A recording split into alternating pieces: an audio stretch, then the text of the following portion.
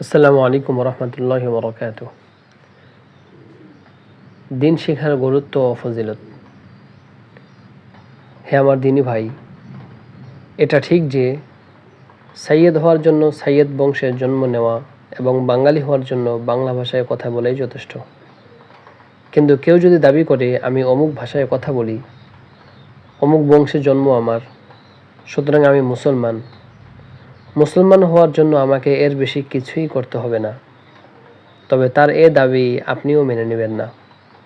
কারণ আপনি জানেন, ইসলাম ভাষাভিত্তিক জাতি কিংবা বংশীয় কোনো জাতি গোষ্ঠীর নাম নয়। ইসলাম এমন এক পূর্ণাঙ্গ দ্বীনের নাম, যা আল্লাহ তাআলার পক্ষ হতে বিশ্ববাসীর কল্যাণে নবীজি সাল্লাল্লাহু আলাইহি ওয়াসাল্লাম নিয়ে এসেছেন এবং কোরআন ও হাদিসে যার বিস্তারিত বিবরণ রয়েছে। অতএব যে কোনো ভাষার, যে কোনো গোত্রের এবং যে কোনো অঞ্চলের যে কেউ দ্বীন শিখবে এবং তদনুযায়ী জীবনযাপন করবে, সেই প্রকৃত মুসলমান রূপে পরিগণিত হবে।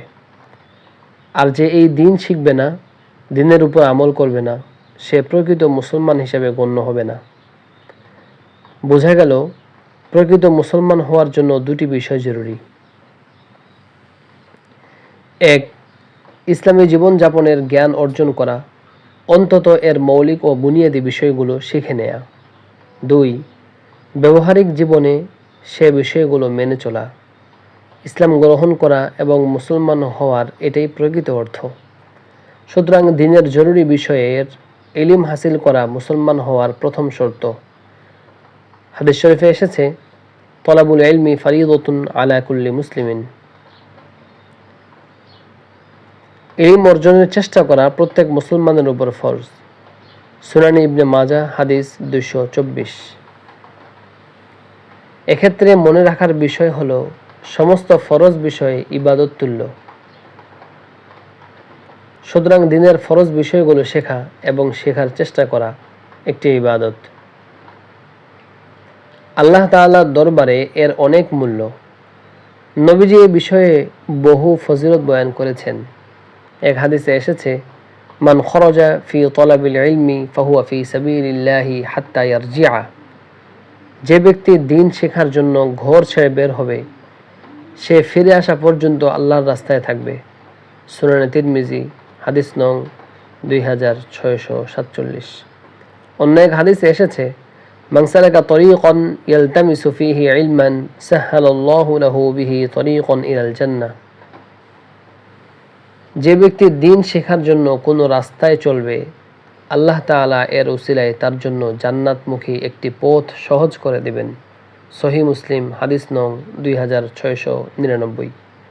আরেক হাদিসে ইরশাদ হয়েছে, মান তালাবাল ইলমা কানা কাফফারাতান লিমা মাদা। যে ব্যক্তি ইলম হাসিলের চেষ্টা করবে, আল্লাহ তাআলা তার পিছনের গুনাহগুলো মাফ করে দিবেন। সুবহানাল্লাহ।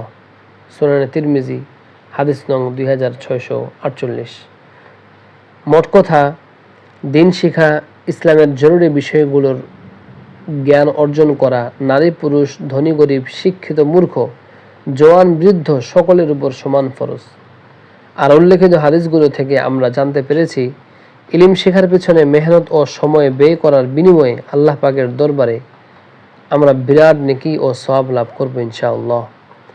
সুতরাং দ্বীনের জরুরি বিষয়গুলোর ইলম হাসিলের সংকল্প করা আমাদের একান্ত কর্তব্য।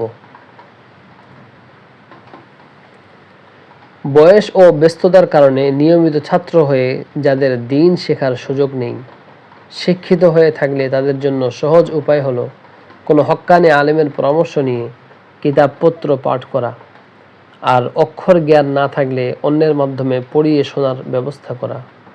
মসজিদে, বাসা বাড়িতে দ্বীনি কিতাব পড়ার এবং শোনার রেওয়াজ চালু করা। তাহলে সকল শ্রেণীর মানুষের মাঝে ধর্মীয় জ্ঞান ব্যাপকতা লাভ করবে। এই লক্ষ্য সামনে রেখে বক্ষমান কিতাবখানি তৈরি করা হয়েছে।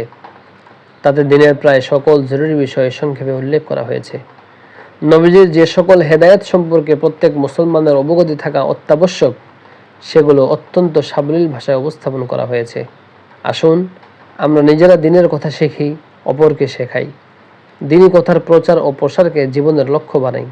হাদিস শরীফে এসেছে, মান জাআহুল মাউতু وهو يطلب العلم ليحيي به الإسلام فبينه وبين الأنبياء في الجنة درجة واحدة إنما تتقصى في الأحكام وفي الحلال والحرام জামিউ বায়ান ইলম ফাদলি।